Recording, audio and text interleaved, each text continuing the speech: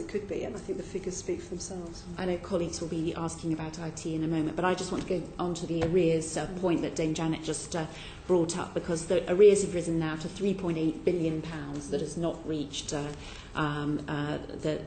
children that should have received that money.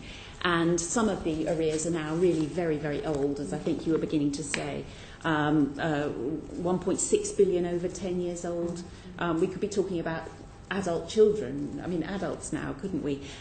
Some of the people who owe the money have died, and so on and so forth.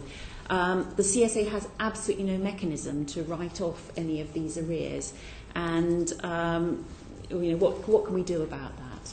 Well, I think one of the things that we need to do is to prioritise, which is what we are doing, and we have, as I say, 400 of our people actually looking particularly at those cases where they believe some money can be collected, and so within the resources that we have to absolutely prioritise to try and get some of that money moving to those who need it. We have no powers to write off. We are talking to government about what that should look like.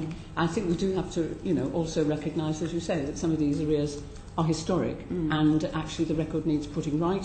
There needs to be a clean break from that old legacy when we actually launch the new scheme, so that we don't carry that piece of history into a new scheme with us. I think, Noel, you might have some further information. Yes, and I think there's some severe question marks over the figure of 3.8. I think that the work that the Department has done, CMEC has done, identifies that going back many years, we used to create something called an interim maintenance arrangement.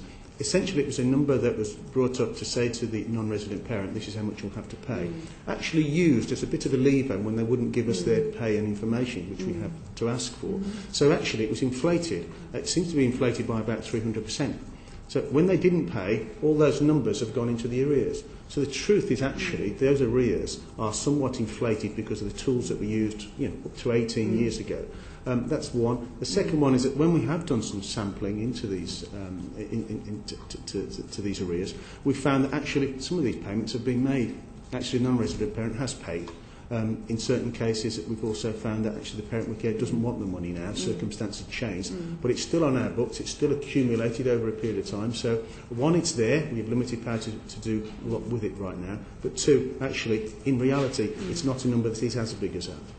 And you mentioned that you've seized homes. I know people have gone to prison, and you've got quite a few enforcement powers that you have not yet commenced under the 2008 Act that we were hearing from your predecessor.